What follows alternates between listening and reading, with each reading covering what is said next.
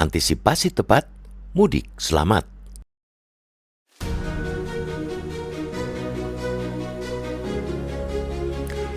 Gelombang mudik Lebaran selalu menjadi ujian besar bagi kapasitas negara dalam mengelola mobilitas manusia dalam skala besar. Hasil survei potensi pergerakan pada angkutan Lebaran 2026, sekitar 143,9 juta orang akan melakukan perjalanan mudik. Jumlah itu mencapai separuh penduduk Indonesia. Menurut data terbaru Kependudukan Kementerian Dalam Negeri Kemendagri yang baru dirilis Kamis 12 Maret lalu, jumlah penduduk Indonesia tercatat tembus 288 juta jiwa. Bahkan, pemerintah memprediksi realisasi pemudik tahun ini bakal lebih tinggi ketimbang hasil survei. Berkaca pada periode mudik 2025, akan ada sekitar 10 juta tambahan pemudik dalam realisasinya. Mengelola pergerakan dalam jumlah masif tersebut sama sekali bukan perkara mudah. Jika tidak diantisipasi secara matang, perbedaan antara angka proyeksi dan realitas juga bisa berujung pada kemacetan ekstrim, kepadatan terminal, hingga risiko keselamatan perjalanan. Pengalaman arus mudik pada tahun-tahun sebelumnya memberikan pelajaran penting. Mudik 2022 menjadi contoh bagaimana lonjakan mobilitas pasca pandemi memicu kemacetan parah di sejumlah titik tol Trans Jawa.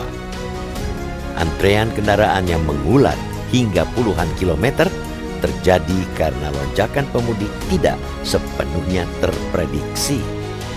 Pada 2024, penumpukan parah kendaraan terjadi di Pelabuhan Ciwandan, Banten. Ketika itu para pemudik terjebak macet hingga 12 jam. Pemudik yang sebagian mengendarai sepeda motor kelelahan dan kepanasan hingga korban pingsan berjatuhan. Di 2025, pendekatan berbasis koordinasi lintas sektor diperkuat. Pemerintah, aparat kepolisian, operator jalan tol, hingga penyedia transportasi bekerja dalam satu orkestrasi pengelolaan arus mudik.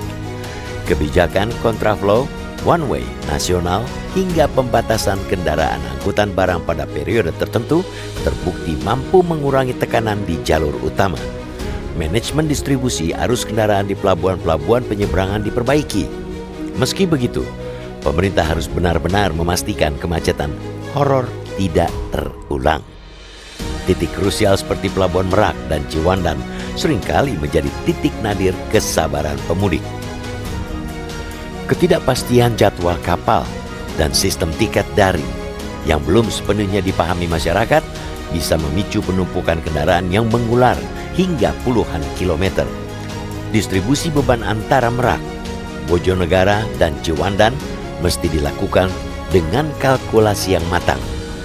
Pada jalur darat, jalan tol Trans Jawa dan jalur pantai utara Pantura tetap menjadi magnet utama pergerakan pemudik.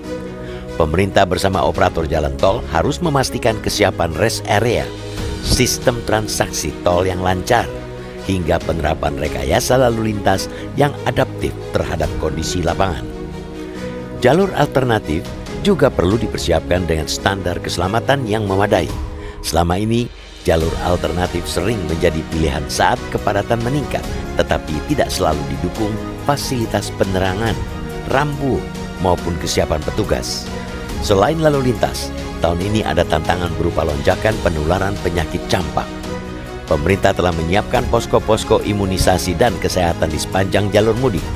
Pemudik diminta kesadarannya untuk memastikan anak-anak mereka sudah mendapatkan imunisasi campak. Normalisasikan pula kebiasaan untuk tidak sembarangan menyentuh anak-anak, terutama balita. Mudik yang aman dan lancar bukan sekadar harapan, melainkan tanggung jawab bersama.